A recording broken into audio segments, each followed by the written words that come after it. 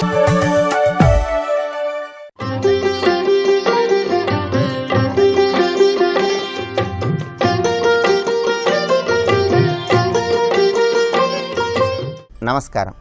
ప్రేక్షకులందరికీ శుభోదయం. ఈనాటి శుభయోగం శీర్షికన ఆషాఢ శుద్ధ దశమి తిథి సందర్భంగా ఎటువంటి విధి విధానాలు పాటించాలో, తద్వారా ఎలాంటి ప్రయోజనాలు సిద్ధింపజేసుకోవచ్చో పరిశీలిద్దాం.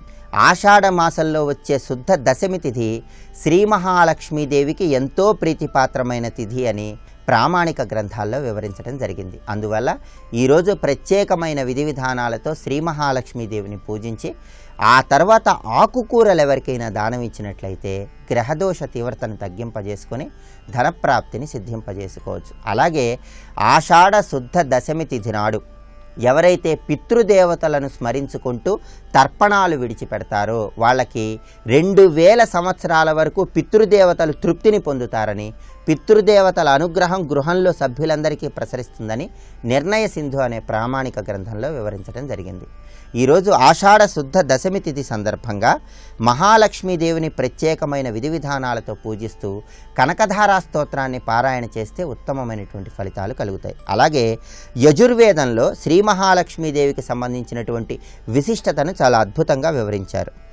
108 రకాలైనటువంటి మహాలక్ష్మీదేవి ఆరాధనలలో యజుర్వేదంలో పాదరస లక్ష్మీదేవి ఆరాధన గురించి వివరించారు. వెండి పాదరసము కలిపి పాదరస లక్ష్మీదేవి విగ్రహాన్ని తయారు చేస్తారు. పాదరస లక్ష్మీదేవిని కుబేరుడు, ఇంద్రుడు, వశిష్ఠుడు, దిక్పాలకులు, విశ్వామిత్రుడు, ఆదిశంకరాచార్యులు అందరూ ఆరాధించారని యజుర్వేదంలో వివరించడం జరిగింది. అందువల్ల ఎవరైనా సరే గృహంలో పాదరసంతో తయారు చేయబడిన లక్ష్మీదేవి విగ్రహానికి అభిషేకం చేసినా, పూజ చేసినా ఉత్తమమైనటువంటి ఫలితాలు కలుగుతాయి. పాదరస లక్ష్మీదేవి విగ్రహం ఉన్న వాళ్ళు ఎవరైనా సరే ఈరోజు సూర్యోదయానికి పూర్వమే నిద్రలేచి స్నానం చేసి లక్ష్మీదేవి విగ్రహాన్ని చక్కగా శుభ్రమైన నీటితో శుభ్రం చేసి ఆవు పాలతో అభిషేకించాలి.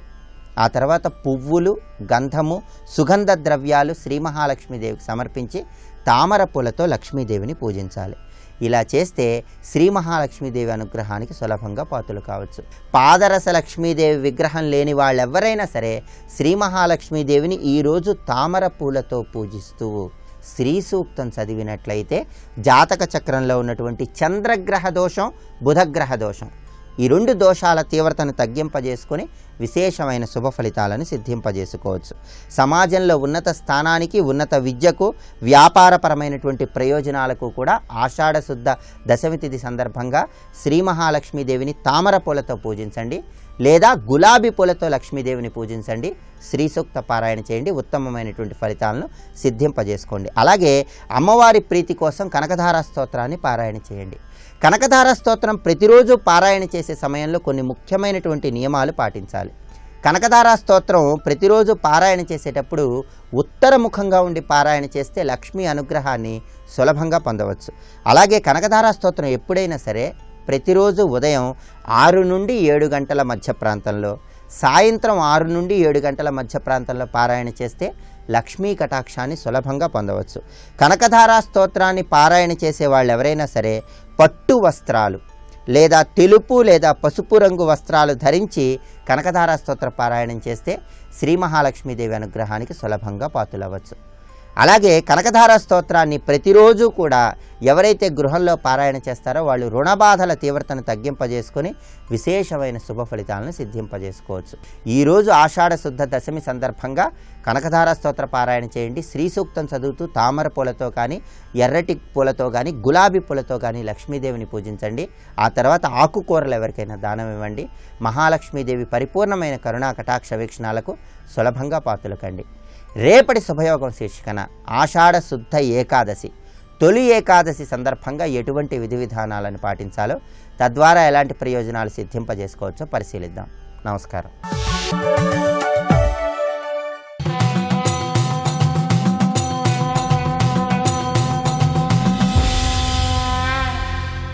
శతక సాహితీ సరస్వతికి నమస్కారం. పురోధింధారుణి యోగ సిద్ధిగల మర్త్యుండెన్నడున్ నాశమున్ క్లేదంబున్ పరిణామమున్ జననమున్ ఖేదంబు కష్టంబు ఆహ్లాదంబున్ కనడు అగ్నివలె బ్రహ్మంబందునంజేరి దేహాదుల్లేక వెలుంగునంటివి నిరీహా దత్తయోగీశ్వరా. ఓ దత్తాత్రేయ స్వామి, ఎంత పరమాద్భుతమైనటువంటి బోధలను మాకు అందించావయ్యా. ప్రోదిన్ దారుణి యోగసిద్ధిగల మర్చుండు ఎన్నడున్ నాశమున్ క్లేదంబున్ పరిణామమున్ జననమున్ ఖేదంబు కష్టంబు ఆహ్లాదంబున్ గనడు. నిన్ను ఆశ్రయించి యోగ సాధన చేసి నీ అనుగ్రహంతో యోగసిద్ధిని పొందినటువంటి సాధకుడు ఈ ప్రపంచంలో ఏనాటికి కూడా కష్టం అనేటువంటి దాన్ని పొందడు. ఎటువంటి విపత్కరమైన పరిస్థితి ఎదురు వచ్చినా కూడా దాన్ని కష్టంగా భావించడు. అంతటి శక్తి సామర్థ్యములు కలిగి ఉంటాడు, అంతటి సమస్థితిని కలిగి ఉంటాడు మానసికంగా. నాశమున్, ఎప్పటికీ కూడా అతనికి నాశము అనేటువంటిది లేదు. క్లేదంబున్, బాధ లేదు. పరిణామమున్, ఒక్కసారి పొంగిపోవటం. ఎంత మహాసంపదలు వచ్చినా కూడా ఏమాత్రం చెలించడు. ఎటువంటి ప్రమాదకరమైనటువంటి పరిస్థితులు ఎదురైనా ఏమాత్రం చెలించడు. కనుక పరిణామము అనేటువంటిది అతని మీద పనిచేయదు. అది సంపదల రీత్యా కానీ సుఖం రీత్యా కానీ మరి ఏ విధంగా అయినా సరే తనకి ఏది ప్రాప్తమైనా మంచి చెడులు ఎటువంటి చలనము లేనటువంటి వాడికి ఏ పరిణామం కలిగినట్టు. కనుక పరిణామాన్ని కూడా పొందడు ఆ యోగసిద్ధి పొందినటువంటి నీ భక్తుడు. జననమున్, తిరిగి మళ్ళీ జన్మ అనేటువంటిది ఉండదు. జన్మ రాహిత్యం కలుగుతుంది ఈ యోగసిద్ధునకు. ఖేదంబు కష్టంబు ఆహ్లాదంబున్, ఏదో ప్రాపంచికమైనటువంటి విశేషాలు వింతలు చూచి జరిగిన సన్నివేశాలు కలిగేటువంటి సౌకర్యములు, వీటికి ఆహ్లాదము కానీ ఆనందము కానీ ఎటువంటి భావము కూడా కలగదు. కనడు అగ్నివలె బ్రహ్మంబందునం చేరి, ఒక అగ్ని కణకణ మండుతున్నటువంటి అగ్నిని ఒక పెద్ద మంటలోకి తీసుకుని వెళ్ళి అక్కడ వేసినట్టయితే ఈ అగ్నికి ప్రత్యేకించి మరి ఒక పరిణామం ఏముంటుంది? ఇది అగ్ని, అక్కడ ఉన్నది అగ్ని. ఆ అగ్నిలోకి ఈ అగ్ని చేరినట్లుగా, అగ్నివలె, అగ్నిలోకి అగ్ని చేరుకున్నట్లుగా బ్రహ్మంబందునం చేరి, ఆ బ్రహ్మత్వములో ఆ బ్రహ్మభావనలో నిరంతరం జీవనం సాగించి ఈ శరీరాన్ని విడిచి తానే బ్రహ్మమై ఉంటాడు. శరీరాన్ని కలిగి ఉన్నప్పుడు కూడా బ్రహ్మాత్మ భావనతో ఆ బ్రహ్మస్థితిలో అహం బ్రహ్మాస్మి అనేటువంటి స్థితిలో నిరంతరము కూడా ఉంటాడు. వెలుంగునంటివి, అటువంటి బ్రహ్మానంద స్థితిలో శరీరంతో నిరంతరం ఉంటాడు. శరీరాన్ని కూడా బ్రహ్మానంద స్థితిలోనే విడిచిపెట్టి ఆ పరబ్రహ్మమునందు లీనమవుతాడు తప్పితే ఆ యోగసిద్ధి పొంది నిన్ను ఆశ్రయించినటువంటి మహనీయుడు ఎటువంటి ప్రాపంచికమైన కష్టములకు కూడా లోనుకాడు, సుఖములకు కూడా లోనుకాడు. నిత్యానంద స్థితిలో పరమశాంతితో జీవిస్తాడు, ఆ పరమశాంతి స్వరూపముగా మారుతాడు అని తెలియజేస్తూ అద్భుతమైన దత్తాత్రేయ స్వామి వారి బోధలను చక్కని పద్యరచనతో మనకు అందించి గొప్ప భక్తి శతకాన్ని అందించిన విద్వత్కవులు, అవధాన చక్రవర్తులు శ్రీ పిసుపాటి చిదంబర శాస్త్రి గారి దత్త యోగీశ్వర శతకంలోని మరి ఒక పద్యం గురించి రేపు ఉదయం తెలుసుకుందాం. ఓం దత్త యోగీశ్వరాయ నమః.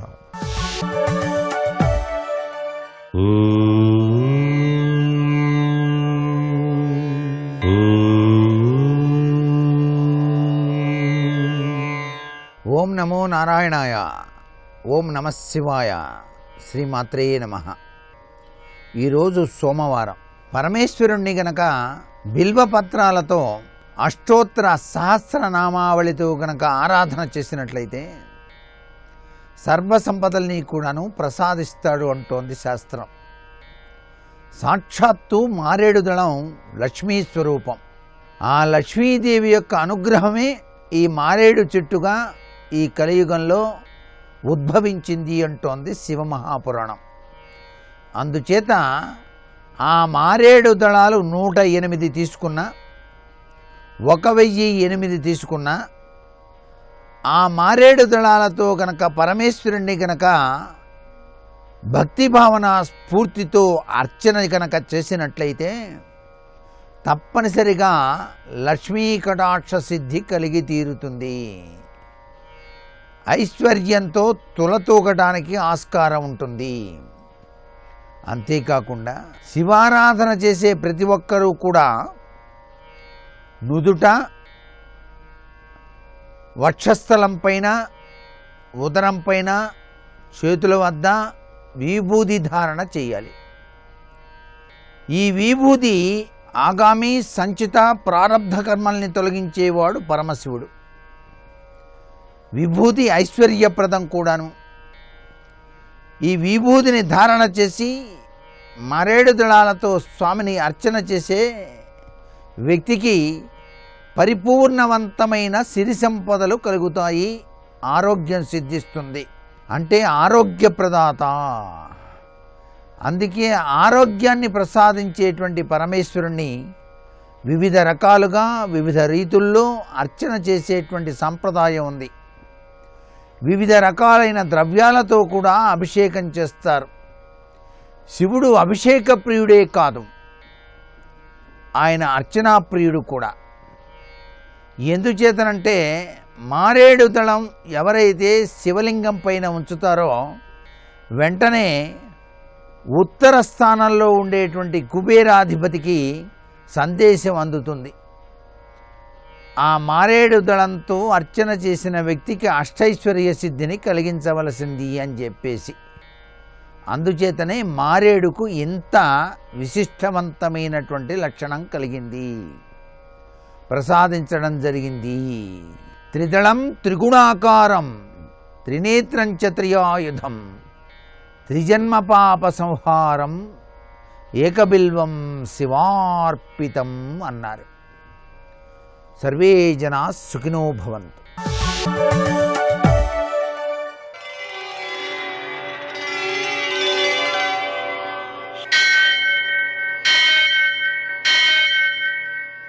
సహస్రశీరుషం దేవం విశ్వాక్షం విశ్వశంభువం విశ్వం నారాయణం దేవమక్షరం పరమం పదం విశ్వతః పరమాం నిత్యం విశ్వం నారాయణగుం హరిం విశ్వమేవేదం పురుషస్తద్విశ్వముపజీవతి పతిం విశ్వస్యాత్మేశ్వరం శాశ్వతం శివమచ్యుతం నారాయణం మహాజ్ఞేయం విశ్వాత్మానం పరాయణం.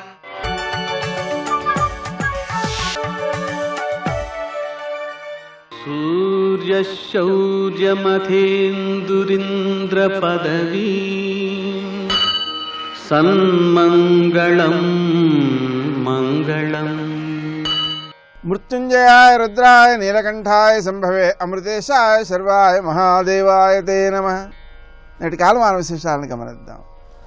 స్వస్తి శ్రీ చాంద్రమాన హేమలంబనామ సంవత్సరం దుర్గణిత పంచాంగరీత్యా దక్షిణాయనం, కొన్ని పంచాంగాల్లో ఉత్తరాయణం, గ్రీష్మ ఋతువు, ఆషాఢమాసం, శుక్లపక్షం, సోమవారం.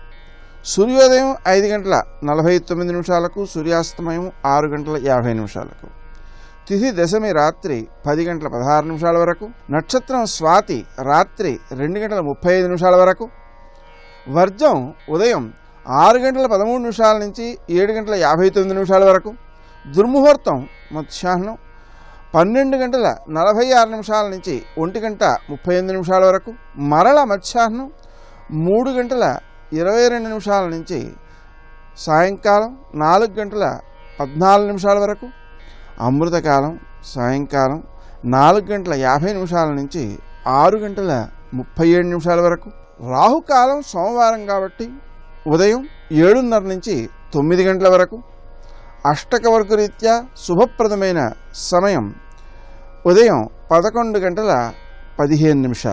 నేటి విశేషాలు: లక్ష్మీ వ్రతారంభం, చాక్షుష మన్వాది, శాకవ్రతారంభం. సామాన్యంగా లక్ష్మీ వ్రతాన్ని ఆరంభించడం, ఆ వ్రతాన్ని కొనసాగించడం, దీని ద్వారా ఏమవుతుంది? లక్ష్మీదేవి యొక్క అనుగ్రహం సిద్ధిస్తుంది. ఆ వ్రతాచరణ వల్ల మనం లక్ష్మీనారాయణులను పూజించి వారి యొక్క అనుగ్రహంతో సంపద సంపాదించడం, దాన్ని సంరక్షించుకోవడం, దాన్ని సద్వినియోగం చేయటం అనేవి సిద్ధిస్తాయి. అలాగే సంపదను అనుభవించాలి అంటే పెద్దల ఆశీస్సులు ఉండాలి, పితరుల ఆశీస్సులు ఉండాలి. చాక్షుష మన్వాది సందర్భంగా పితృదేవతలను ఉద్దేశించి దానాధికారాన్ని ఆచరించడం ద్వారా వారి యొక్క అనుగ్రహంతో సంపదను అనుభవించే యోగ్యత పెరుగుతుంది. విశేషించి బుద్ధి, కుశలత, వివేకం వృద్ధి చెందుతాయి. ఇంకా విశేషించి సంతానం సన్మార్గంలో అభివృద్ధి చెందే ఆశీస్సులు లభిస్తాయి. ఇక మరొక విశేషంగా శాకవ్రతారంభం అంటే కూరలను త్యజించుట అంటారు దీన్ని. ఆ విధంగా త్యజించి ఆచరించే ఈ వ్రతాచరణ వల్ల వ్యక్తిలో ఒక నిగ్రహము మరియు ఆలోచనాశక్తి వృద్ధి చెందడము, ఏకాగ్రత, మనస్సును విషయమునందు కేంద్రీకరించేటువంటి శక్తి పెరగడము మొదలైన సల్లక్షణాలు అలవడతాయి. మరో విశేషం దశమి అంటే ఏకాదశికి ముందు రోజు వచ్చేది తొలి ఏకాదశి, అంటే చాతుర్మాస్యాలలో మొదటి ఏకాదశి అని అర్థం. ఆ వ్రతాచరణకు సంబంధించి దశమి నాడు రాత్రి ఫలహారం మాత్రమే చేయాలి, భోజనం చేయకూడదు. నేటి ఆణిముత్యాలు.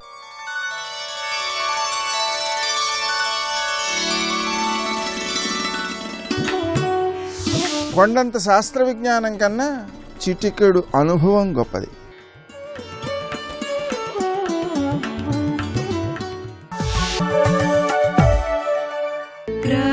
ప్రాతస్మరామి లలితావదనారవిందం బింబాధరం పృథులమౌక్తికశోభినాసం ఆకర్ణదీర్ఘనయనం మణికుండలాఢ్యం మందస్మితం మృదుమదోజ్వల భారదేశం. శివుడు కాల్చేసిన మన్మథుడిని తిరిగి తన కంటితో బ్రతికించింది ఆవిడ. ఆ బ్రతికించిన మన్మథుని ద్వారా ప్రపంచానికి రసత్వాన్ని ఇచ్చి తిరిగి ప్రపంచాన్ని నడిపించింది ఆ తల్లి. అందుకు ప్రపంచానికి రసత్వాన్ని ఇచ్చినటువంటి చూపులవి. అంతేకాదు పరమేశ్వరుల్లో కూడా కామతంత్రాన్ని సృష్టింపజేసింది. కాముణ్ణి జయించాన్న ధైర్యంగా కూర్చున్న పరమేశ్వరుడు తిరిగి ఈమెకు వశుడయ్యాడు అంటే ఆయన తిరిగి లోబర్చుకున్న చూపులండి ఆవిడవి. పరమేశ్వరుని వశం చేసుకున్న కామతంత్రం ఆ కంటి చూపుల్లోంచి ప్రసరించింది కనుక అది చూపిస్తున్నారు. కామతంత్రం అనే మాట చాలా విశేషం. శివుణ్ణి వశం చేసుకున్న చూపులు ఆశ్రయించిన భక్తుల్లో కామ వికారాలను తొలగించే చూపులవి. అందుకే అది కామతంత్రం అంటే ఇది విషయం. అంతేకాదు కాది విద్యా స్వరూపమే అది ఇక్కడ చెప్పబడుతున్నది. అనంగతంత్రం అంటే కాది విద్య, ఇది ప్రధానం గ్రహించవలసింది. ఆనంగతంత్ర విధిదర్శిత కౌశలానాం. ఆ అనంగతంత్ర శబ్దం ఇక్కడ ఉన్నచ్చునండి. మూకకవి ముందా శంకరుల ముందా ఆ గొడవద్దు. అనంగతంత్రం ముందు, అన్నిటికంటే ముందు. అదే ఇక్కడ పరిశీలించారు. ఆనందమంద పరిఘూర్ణిత మంధరాణం. ఆనందం చేత మందగమనము కలిగిన చూపులుట. మందగమనము అంటే మన కనుచూపులు ప్రశాంతంగా ఎప్పుడు తిరుగుతాయి? మనం ప్రశాంతంగా ఉంటే. మన లోపల కానీ బెదురు కోపం ఉంటే కళ్ళు కూడా అటు ఇటు తిరుగుతూ ఉంటాయి. అమ్మ కళ్ళు అలా అటు ఇటు తిరిగినా మృదువుగా తిరుగుతున్నాయట. ఆ మృదువుగా తిరగడం దేన్ని తెలియజేస్తుందంటే ఆనందమంద పరిఘూర్ణిత మంధరాణం. ఆనంద పారవశ్యం చేత మందముగా గమనం చేస్తున్న కదలికలు కలిగిన చూపులు అన్నారు ఇక్కడ. అందుకు క్రింద ఆనందము పైన అనంగతంత్రము కలిపితే ఆనందకందం అనిమేషం అనంగతంత్రం, అది మాట ఇక్కడ. తారళ్యమంబ తవ తాడిత కర్ణసీమ్నాం. ఆ కన్నులు ఎలా ఉన్నాయంటే చెవుల్ని తంతున్నాయమ్మా అన్నాడు ఇక్కడ. చెవుల్ని తంతున్నాయంటే చెవుల్ని తాకుతున్నాయి. అంత విస్తారంగా ఉన్నటువంటి ఆ కన్నుల నుంచి వస్తున్న కటాక్ష నిరీక్షణములు అమ్మా ఈ ప్రపంచంలో ఆడుతున్నాయమ్మా అన్నాడు. ఆడుతున్నాయంటే లీల చేస్తున్నాయి. ఆ చూపులతోనే సృష్టి స్థితిలయలని లీలలు చేస్తున్నాయి. అదే అమ్మవారి ఆట, అది చూపులతోనే చేస్తున్నది ఆ తల్లి. అలాంటి చూపులతో అమ్మా నన్ను చల్లబరుచు అంటున్నారు. కామాక్షి శిశిరీకురు వీక్షితేనా 4వ శ్లోకం అండి. ఇందులో చెప్తున్నాడు, ఓ కామాక్షి నీ చూపులతో నన్ను శిశిరీకురు, చల్లబరచు. ఈ భావన ఒక్కసారి తెచ్చుకోవాలి. మనం చల్లగా ఉన్నామా ఎప్పుడైనా? అంటూ ఉంటాం మీరు చల్లగా ఉండాలండి అని. చల్లగా ఎప్పుడు ఉండం. ఏదో ఒక తాపం మనల్ని బాధిస్తూనే ఉంటుంది. ఈ తాపత్రయాలు శాంతించిన చల్లదనం పేరే మోక్షం, మరొకటి కాదు. అలాంటి చల్లదనం ఇవ్వగలిగే శక్తి అమ్మ నేత్రములకు మాత్రమే ఉన్నది. మీరు ఎంత చుట్టూ మంచు ఇల్లు కట్టు కూర్చున్నా మనస్సులో తాపం మాత్రం పోదు. గుర్తుపెట్టుకోండి, మనస్సులో తాపం మంచు ఇళ్ల వల్ల పోదు కదా. అది లోపల అజ్ఞానం చేత పుట్టినటువంటిది. అది పోవాలంటే జ్ఞానానంద స్వరూపములైన అమ్మ యొక్క కనుల నుంచి ప్రసరించే ఆ దృష్టి, అనుగ్రహం, ఆ కరుణ, అది మాత్రమే చల్లపరచగలదట. అది చూపిస్తున్నారు. ఎటువంటి చూపులతో నన్ను చల్లపరచాలంటే కల్లోలితేనా కరుణారస వెల్లితేనా కల్మాషితేన కమనీయ మృదుస్మితేన మా మంచితేన తవ కించన కుంచితేన కామాక్షితేన శిశిరీకురు వీక్షితేన. ఇందులో ఒక్కొక్క పదాన్ని భావించండి. అమ్మ అనుగ్రహానుభూతి ఎలా లభిస్తుందో చూడండి. అమ్మ కరుణారస వేల్లితం. వేల్లితం అంటే తెలుసా? పొంగున అని అర్థం, పొంగులు వారిన అని అర్థం. కరుణారసము పొంగులు వారేటటువంటి కల్లోలముతో కూడిన నీ చూపులు. కల్లోలం అంటే అల్లకల్లోలం కాదుండయి.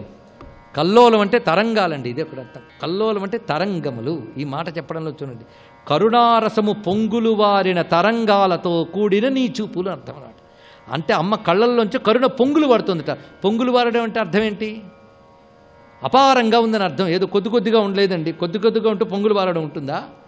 నిండుగా ఉంది, పరిపూర్ణంగా ఉందని చెప్పడానికి పొంగులు వారడం చెప్పారు. పరిపూర్ణంగా ఉండడమే కాదు, అది కల్లోలితం, తరంగితం. ఇదే అరుణాం కరుణా తరంగితాక్షిం. ఆ తరంగిత శబ్దం చాలా అద్భుతం అండి. తరంగితం అంటే ఫ్రీక్వెన్సీ, పౌనఃపుణ్యం. తరంగితం అంటే ఇది భావం. తరంగాలు ఒకదాని వెంట వస్తూనే ఉంటాయి. అలాగా అమ్మ కరుణ ఇంకా చాలురా అని అనదుట. అది అలా వస్తూనే ఉంటుంది. తరంగితములుగా నిరంతరాయంగా అమ్మ కన్నుల నుంచి ఆ కరుణ పొంగులు వారుతుంది. ఆ కరుణ ప్రసరిస్తున్నటువంటి చూపులు అని చెప్పడం. కల్లోలితేన కరుణారస వెల్లితేన కల్మాషితేన. కల్మషము కలిగిన కన్నులుట అంటే ఏంటండి? కాటుక పెట్టుకోవడం. అక్కడ కల్మాషం అంటే అర్థం కాటుక దిద్దుకున్న కన్నులు అని చెప్పడం. కల్మాషితేన కమనీయ మృదుస్మితేన. మెత్తని నవ్వుతో కలిగిన చూపులుట. అంటే అందులో దయ ఉంది, నవ్వుందిట. చూపుల్లో నవ్వుందిట. ఉంటుందా? ఉంటుందండి. చూపు బట్టి నవ్వు ఏమిటో చెప్పచ్చు. పెదవులు కూడా మూసేసిన. అందుకు చూపుల్లో నవ్వుందిట, ఆనందం ఉంది అని అర్థం. కరుణ ఉంది, ఆనందం ఉంది. ఆ నవ్వు కలిగినటువంటి చూపులు. పైగా అంచితేన అంటే గొప్పవి అని అర్థం. అంచిత అంటే గొప్పది, పూజింపదగినది అని అర్థం. పూజకు యోగ్యమైన నేత్రములవి, అందరి చేత పూజింపబడే నేత్రములవి, గొప్పవైన నేత్రములవి. అందుకే అంచితేన కించన కుంచితేన. కాస్త వంచుందిట. అలా తెరిచి ఉంటే అది కొంచెం ఆశ్చర్య భావాన్ని చెప్తుంది. ప్రసన్న భావం అన్నప్పుడు కాస్త కుంచితేన, ఆ ప్రశాంత భావంతో ఉందని కాస్త కుంచితేన, వంచినటువంటి ఆ చూపుతో నన్ను చల్లబరచమ్మా, తాపత్రయాల్ని నశింపజేయి తల్లి అన్నారు ఇక్కడ. తర్వాత ఇంకా కవితా ధోరణిలో భావిస్తున్నారు. చూపుల్ని చూద్దాం. 5వ శ్లోకం. సాహాయ్యకం గతవతి ముహురర్జునస్య మందస్మితస్య పరితోషిత భీమచేతా కామాక్షి పాండవ చమూరివ తావకీనా కర్ణాంతి కంచలతి హంత కటాక్ష లక్ష్మీ. ఇది కొంచెం కవిత్వం అండి. కవిత్వం అనగానే అర్థం చేసుకునే ప్రయత్నం చేయాలి. ఎంత అద్భుతమైన విషయాన్ని చెప్తున్నారు చూడండి. అమ్మా నీ కనుచూపులు పాండవసేనలా ఉన్నాయన్నాడు ఇక్కడ. పాండవసేన అర్జునుడికి సహాయం చేస్తున్నది, భీముడిని తృప్తిపరుస్తుంది. అదేవిధంగా నీ చూపులనే పాండవ సేన, సేన అంటే గుంపులండి. అమ్మ చూపు కాదు, చూపులు. ఈ చూపులు గుంపుగా బయలుదేరి అర్జునుడికి సహాయంగా అంటే స్నేహితంగా ఉన్నాయి. అదేవిధంగా భీముడిని ఆనందింపజేస్తున్నాయని అన్నారు. అంటే అర్థం ఏమిటి? అయితే పాండవసేన వీళ్ళిద్దరినీ ఆనందింపజేయాలంటే కర్ణుడికి దగ్గరికి వెళ్ళిపోతున్నాయమ్మా అన్నాడు. ఇది చిత్రం. పాండవసేన అర్జునుడికి సహాయంగా ఉందంటే సంతోషం, భీముడిని ఆనందపరుస్తోందంటే సంతోషం, కర్ణుడికి దగ్గరగా వెళుతోందన్నాడు. చిత్రం. ఆ చిత్రం కనుకనే ఇది గొప్ప చిత్ర కవిత్వం అయిపోయింది. ఆశ్చర్యమైన కవిత్వం చూపిస్తున్నాడు చూడండి ఇందులో భావం. ముందుగా పాండవం అంటే తెల్లని అని అర్థం. అమ్మ కనులు నుంచి నిర్మలమైన చూపులు వస్తున్నాయి కనుక అది పాండవసేన అని చెప్పబడింది. పాండు అంటే తెలుపు, పాండవసేన అంటే నిర్మలమైన చూపులు అని అర్థం ఇక్కడ. ఇప్పుడు అర్థం మొత్తం మారిపోయిందండి. అప్పుడు అర్జునుడు మారిపోవాలి, భీముడు మారిపోవాలి. అర్జునుడికి స్నేహితంగా ఉన్నటువంటి నీ చూపులు. అర్జునుడు అంటే ఎవరు? నేను కన్ఫ్యూజ్ అవ్వద్దు. అర్జున అంటే తెలుపు అని అర్థం, మరొకటి కాదు ఇక్కడ. కనుక అర్జునుడికి స్నేహితుడైన నీ చూపులు అన్నాడు ఇక్కడ. అంటే తెల్లదనానికి స్నేహంగా ఉన్నట్టు. ఏమిటా తెల్లదనం చూపిస్తున్నాడు? అర్జునస్య మందస్మితస్య అన్నాడు ఇక్కడ. అంటే నీ చిరునవ్వు అనే అర్జునుడికి నీ చూపులనే సేన స్నేహితంగా ఉన్నాయన్నాడు. అంటే నవ్వు చూపు కలిసి వస్తున్నాయండి, మిత్రుడిద్దరు కలిసి వచ్చినట్లుగా. ఆ చిరునవ్వుతో పాటు చూపు వస్తుందట. ఆ చిరునవ్వు అర్జునుడిలో ఉన్నది, ఈ చూపులు పాండవసేనలో ఉన్నాయి, కనుక స్నేహం సరిపోయింది. అంతేకాదు పరితోషిత భీమచేతాహ, భీముడి చిత్తాన్ని ఆనందింపజేస్తున్న చూపులివి అన్నాడు. అర్జునుడు అంటే తేలిపోయింది, ఆ అర్జునుడు కాట్ట, చిరునవ్వు అనే అర్జునుట్ట తేలిపోయింది. మరి భీముడెవడు? ఇక్కడ మళ్ళీ చూడాలి. భీముడెవరు అంటే నమో ఉగ్రాయ చ భీమాయ చ, నమో అగ్రే వధాయ దూరే వధాయ చ. ఎవడా భీముడు? రుద్రుడండి, పరమేశ్వరుడు. కనుక భీముడి మనస్సును సంతోషింపజేస్తున్నాయంటే ఈ చూపులు పడగానే శివుడికి చాలా సంతోషం కలిగిస్తున్నా, అది దీని అర్థం. కనుక అర్జునుడితో స్నేహం అంటే చిరునవ్వుతో స్నేహం, భీముణ్ణి ఆనందింపజేస్తున్నాయంటే శివుణ్ణి సంతోషింపజేస్తున్నాయి. పాండవ సేన అంటే నిర్మలమైన నీ చూపుల గుంపు. ఇలా ఉన్నవి కర్ణుడికి దగ్గర వెళ్తున్నాయమ్మా అంటే కర్ణానికి దగ్గరికి వెళ్తున్నాయి, చెవికి దగ్గరగా వెళ్తున్నాయని చెప్పడు. కర్ణాంతికం చలతి హంత కటాక్ష లక్ష్మీ. ఇంత చమత్కారంగా భారతం అంతా చూపించేసాడండి కళ్ళల్లో. స్వస్తి. నమో ఆంజనేయం నమో దివ్యకాయం నమో వాయుపుత్రం నమో సూర్యమిత్రం నమో నిఖిల రక్షాకరం రుద్రరూపం నమో మారుతిం రామదూతం నమామి. అవ్యక్తరేఖామివ చంద్రరేఖాం పాంసు ప్రసిద్ధామివ హేమరేఖాం క్షతప్రరూఢామివ బాణరేఖాం వాయుప్రభిన్నామివ మేఘరేఖాం ఉష్ణార్థితాం సానుసృతాస్రకంఠీం పురావరార్హోత్తమనిష్కంఠీం సుజాతపక్ష్మామభిరక్తకంఠీం వనే ప్రవృత్తామివ నీలకంఠీం అని అడిగారు కదా, అలాగే కనపడుతోంది ఆవిడ. ఆ తల్లి ఇక్కడే ఉంటుంది. అంతర్ముఖ సమారాధ్య బహిర్ముఖ సుదుర్లభ. అంత తేలిగ్గా ఆవిడేం కనపడదు. పాలలోనే ఉన్న నెయ్యి ఎంతో సాధన చేస్తే తప్ప పైకి రానట్టు, అలా అంతటా ప్రకృతి స్వరూపిణి అయ్యున్నటువంటి జగన్మాత ఎలా కనపడుతుంది? ప్రయత్నపూర్వకంగా ధ్యానం చేస్తేనే కనపడుతుంది. అందుకే దదర్శ శుక్లపక్షాదౌ చంద్రరేఖామివామలాం మంద ప్రఖ్యాయమానేన రూపేణ రుచిరప్రభాం పినద్ధాం ధూమజాలేన శిఖామవి విభావసోహో పీతేనైకేన సంవీతాం క్లిష్టేనోత్తమవాసస. ఏమి శ్లోకాలు వేసేశారో మహర్షి నిజంగా. పినద్ధాం ధూమజాలేన శిఖామవి విభావసోహో. మీకు అసలు ఏ కావ్యంలో కనపడవు ఇటువంటి ఉపమానాలు. ఆ తల్లి ఎలా ఉందంటేట, పొగ పట్టినటువంటి అగ్ని కీలలా ఉందిట. చుట్టూ పొగ ఆవరించింది. అగ్ని కీల ఆ పొగలోంచి ప్రకాశించాలని ప్రయత్నం చేస్తోంది. ఇప్పుడు అది ఎలా ఉంటుందో అమ్మవారు అలా ఉంది, సీతమ్మ అలా ఉంది. అగ్ని కీల సీతమ్మ, చుట్టూ ఉన్న పొగ రావణుడు రాక్షసులు. అగ్ని పైకి లేస్తుంది, పొగ ఏదో ఒకనాడు పోతుంది. జ్వాల నిలబడుతుంది, పొగ పోతుంది. ప్రయత్నించిన పొగ ఎప్పటికీ అగ్ని నిధనం చేయలేదు. పొగ ఉండదు, అగ్ని నిలబడుతుంది. అమ్మవారు శాశ్వతమైన కీర్తి గణిస్తుంది. ఆవరిద్దామని ప్రయత్నించినటువంటి ధూమం లాంటి రాక్షసులు నశించిపోతారు. చెప్పకుండా చెప్పడం కావ్యంలో. అందుకని పినద్ధాం ధూమజాలేన శిఖామవి విభావసోహో పీతేనైకేన సంవీతాం క్లిష్టేనోత్తమవాసస. ఒకే ఒక్క పట్టుచీర, అది పచ్చటి పట్టుబట్ట. ఎప్పుడు కట్టుకుందో? సీతాపహరణం జరిగేటటువంటి రోజున కట్టుకున్నటువంటి పట్టుబట్ట. ఆ పట్టుబట్టతోటే ఉన్నదు సుమా. మళ్ళీ చెప్తున్నారు మహర్షి.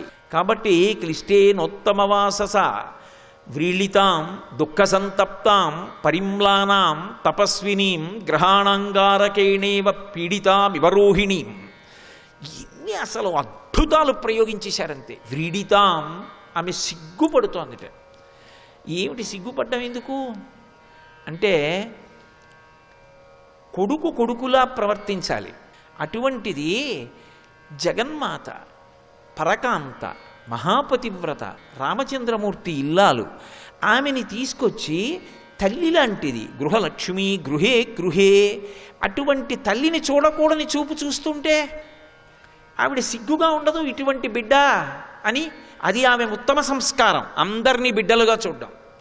ఇది ఆయన కుసంస్కారం, తల్లి యందు స్త్రీని చూడడం. కాబట్టి వ్రీళితాం దుఃఖ సంతప్తాం, అందుకు ఏడుస్తోంది ఆవిడ. పరిమ్లానాం, వాడి వత్త అయిపోయింది. తామర తీగ ఎండిపోతే ఎలా ఉంటుందో అలా ఉంది. పరిమ్లానాం తపస్వినీం, ఆమె తపస్సు చేస్తోంది. తపస్సు చేస్తున్నటువంటి స్త్రీ జోలికి వెడితే, మహాపతివ్రత జోలికి వెడితే ఎంత ప్రమాదం. తపస్వినీం గ్రహాణంగారకేణీవ పీడితామివ రోహిణీం. రోహిణి చంద్రుని యొక్క ఇల్లాలు. చంద్రుని యొక్క ఇల్లాలైనటువంటి రోహిణి వంక అంగారకుడు దుష్టమైనటువంటి చూపు చూశాడు అనుకోండి, అప్పుడు రోహిణికి ఎటువంటి బాధ కలుగుతుందో, ఆ బాధ కలిగిన రోహిణి ఎలా ఉంటుందో సీతమ్మ అలా ఉన్నది. కాబట్టి గ్రహాణంగారకేణేవ పీడితామివ రోహిణీం తాం స్మృతిమివ సందిగ్ధాం వృద్ధిం విపతితామివ విహచామివ శ్రద్ధ ఆశాం ప్రతిహతామివ. నేను మీతో మనవి చేశా కదూ, అసలు సీతమ్మ దర్శనమైనప్పుడు వాల్మీకి మహర్షి వేసినటువంటి శ్లోకాలలో ఉన్న ఉపమానాలు ఏ కవి ప్రయోగించడు. పరమాద్భుతమైనటువంటి ఉపమానాలు. తాం స్మృతిమివ సందిగ్ధాం. ఇంతకుముందు ఏదో ఒక విషయాన్ని చదువుకున్నాడు ఆయన చదువుకున్న కారణం చేత ఆ విషయం చెప్పవలసి వస్తే సాధికారికంగా చెప్తాడు, అలవోకగా చెప్తాడు. దాని గురించి పెద్ద పరిశ్రమ ఏం అక్కర్లా, వెంటనే జ్ఞాపకానికి వస్తుంది ఆయనకి. కానీ చాలా కాలం అయిపోయింది, దాని మీద ఆయన పెద్ద శ్రద్ధ పెట్టి ఆలోచించలేదు. ఇప్పుడు తనకి జ్ఞాపకం వచ్చింది ఉందే, అది సత్యమేనా, అదేనా లేకపోతే ఇంకోటా, నేను తప్పు చెప్తున్నానా, ఇదేనా చెప్పవలసింది అని చెప్తున్నవాడికి అనుమానం వచ్చింది అనుకోండి. ఇంతకుముందు చెప్పగలిగిన దక్షుడు, కానీ ఇప్పుడు చెప్పేటప్పుడు అది మరుపుకొచ్చి నేను చెప్తున్నది ఇంతకుముందు చెప్పిందేనా, ఇంతకుముందు చెప్పింది సత్యం అదే చెప్తున్నానా, సరిగా జ్ఞాపకం వచ్చిందా, ఇంకోటి ఏదో చెప్పేస్తున్నానా అని అనుమానం వచ్చిందనుకోండి. అప్పుడు లోపల ఎంత కుమిలిపోతుంటాడు పైకి మాట్లాడుతున్నా. ఆ స్థితి ఎలా ఉందో సీతమ్మ అలా ఉందిట. అయ్యో బాబాయ్, అది ఎవరైనా అసలు ఉపమానం అలా ప్రయోగించగలరండి? ఆ స్థితి మనస్సులో ఊహించాలంతే. తాం స్మృతిమివ సందిగ్ధాం వృద్ధిం నిపతితామివ. ఎంతో వృద్ధిలోకి వచ్చాడు. అబ్బా ఏమి మహానుభావుడండి అని చెప్పుకున్నారు. అకస్మాత్తుగా రాత్రికి రాత్రి ఐశ్వర్యమంతా మధ్యపతనం అయిపోయింది. ఆయనే మరునాటి రాత్రి ధనవంతుల యొక్క ఇంటి గోడల నీడలో నిలబడి గుర్తుపట్టకుండా భిక్షాటన చేస్తున్నాడు. ఇంత వృద్ధిలోకి వచ్చి ఐశ్వర్యం ఒక్కసారి మధ్యపతనం అయిపోతే ఎలా ఉంటుందో అలా ఉందిట సీతమ్మ. వృద్ధిం నిపతితామివ. ఎందుకంటే అప్పుడే చెప్పింది, సీతాపహరణం జరిగే ముందే చెప్పింది, ఇంకా మనం అంతఃపురానికి వెళ్ళిపోతాం కదా రామా, ఒకవేళ అది ప్రాణాలతో దొరకకపోతే ఆ జింక శరీరాన్నైనా పట్టండి, నా అంతఃపురంలో పెట్టుకుంటానండి. ఎందుకంటే ఆవిడ అప్పటికి పెట్టి సర్దేస్తోంది, ఇంటికి వెళ్ళిపోదామని. అయిపోతోంది ఇంకా సమయం, అమ్మయ్య అరణ్యవాసం అయిపోతోంది అనుకుంటోంది. అనుకుంటున్నావిడ ఇంత కష్టంలోకి వెళ్ళింది. మరి ఆవిడ బాధ ఎలా ఉంటుంది? వృద్ధిం నిపతితామివ విహతామివ చ శ్రద్ధ. ఇంతకుముందు ఆయనకి విశేషమైనటువంటి నమ్మకం దేని మీద? శాస్త్రం మీద, గురువు మీద. గురువుగారి మీద, శాస్త్రం మీద ఉన్న విపరీతమైనటువంటి నమ్మకాన్ని, తిరుగులేని నమ్మకాన్ని శ్రద్ధ అని పిలుస్తారు.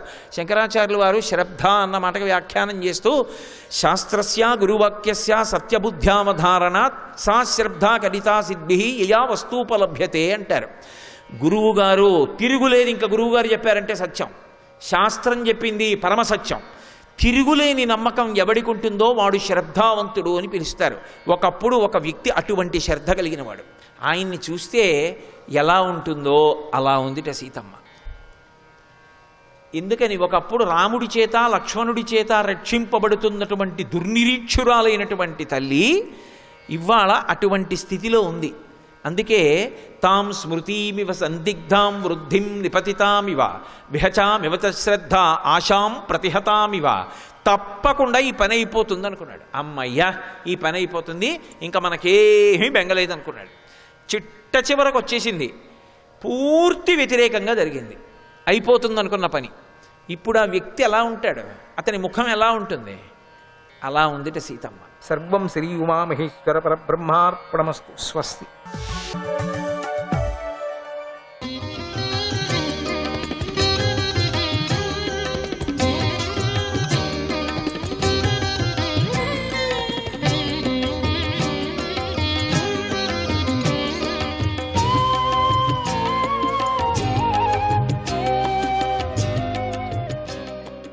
కృష్ణాయ నమః.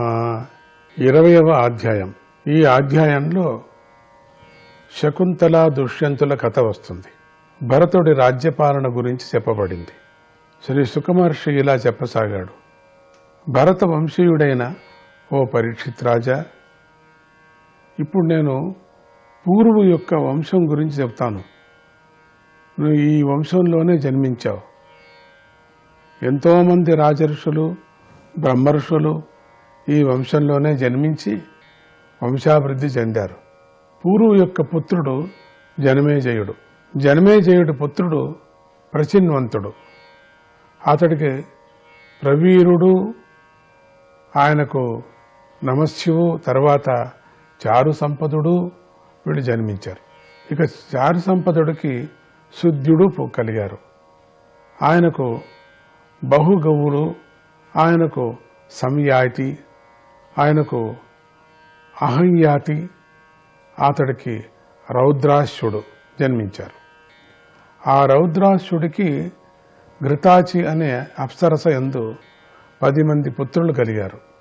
ఋతేయువు, కుక్షేయువు, స్థండిలేయువు, కృతేయువు, జలేయువు, సంతలేయువు, ధర్మేయువు, సత్యేయువు, వ్రతేయువు, వనేయువు అని వారి పేర్లు.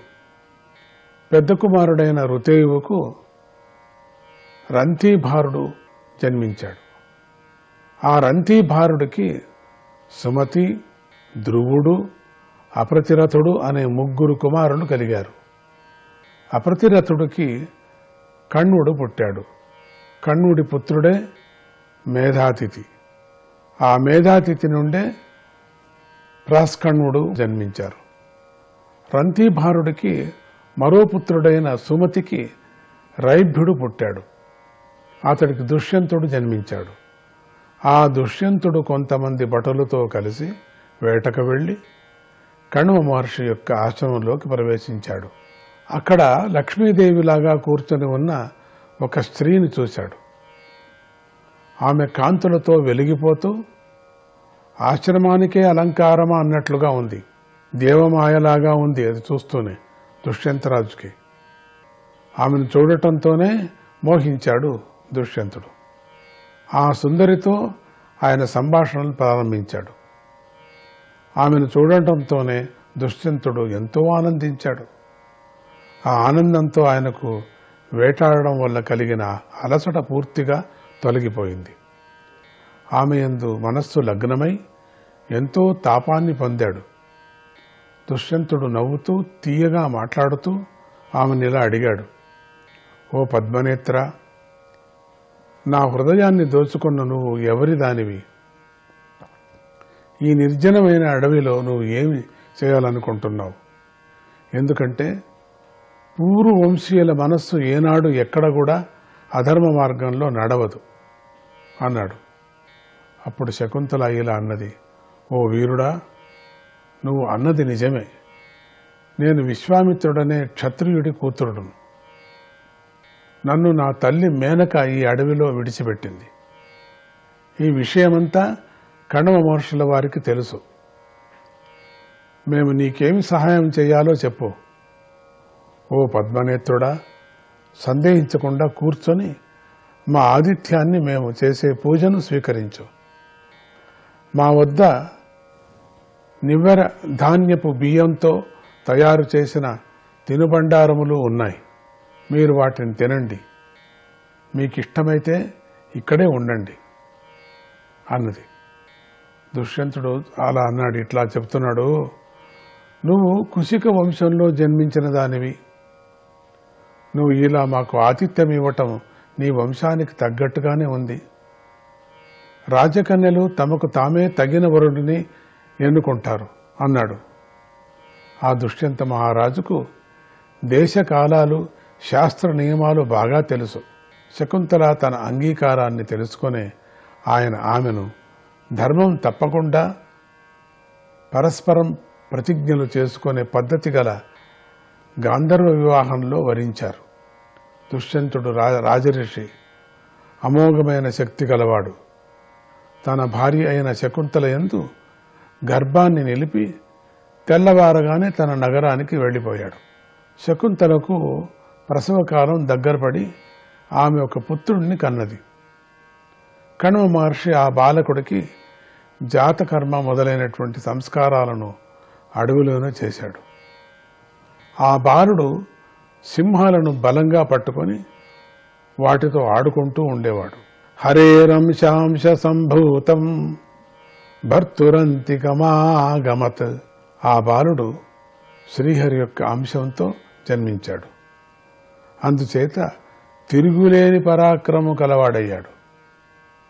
ఒకనాడు శకుంతల ఆ బాలుడిని తీసుకొని రాజస్థానంకు వెళ్ళగా రాజమైనటువంటి ఆస్థానానికి వెళ్ళింది. రాజాస్థానానికి దుష్యంత మహారాజు వారిని స్వీకరించలేదు. అప్పుడు సకల ప్రాణుల వింటుండగా ఆకాశం నుండి అశరీరవాణి ఇలా అన్నది, ఓ రాజా, పుత్రుడికి తల్లి క్షేత్రం వంటిది. నిజంగా పుత్రుడు తండ్రికి మాత్రమే చెందుతాడు. పుత్రుడు ఏ తండ్రి ద్వారా పుడతాడో ఆ తండ్రి కంటే అతడు వేరు కాదు. కనుక ఓ దుష్యంత మహారాజా, పుత్రుణ్ణి స్వీకరించి పాలించు. శకుంతలను అవమానించకు. వంశాన్ని నిలబెట్టే పుత్రుడే తండ్రిని యమపురికి పోకుండా తరింపజేస్తున్నాడు. ఈ బాలుడికి నువ్వే తండ్రివి. శకుంతల నిజమే చెబుతుంది అన్నది అశరీరవాణి. బాలుణ్ణి భరించమని చెప్పటంతో ఆ బాలుడు భరతుడయ్యాడు. దుష్యంతుడు వారిద్దరినీ సంతోషంగా స్వీకరించాడు. కొంతకాలం గడిచిన తర్వాత దుష్యంతుడు మరణించాడు. తర్వాత భరతుడు చక్రవర్తి అయి గొప్ప కీర్తిని గడించాడు. అతడు శ్రీహరి యొక్క వంశం వల్ల జన్మించాడు కాబట్టి ఆ భరతుడి గొప్పదనాన్ని భూలోకవాసులు కీర్తిస్తూ ఉంటారు. భరతుడి కుడి చేతిలో చక్రము, 2 పాదాల్లో పద్మరేఖలు ఉన్నాయి. అటువంటి జన్మం భరతుడిది. సర్వసమర్థుడైన భరతుడు రాజ్యాభిషిక్తుడై చక్రవర్తి అయ్యాడు.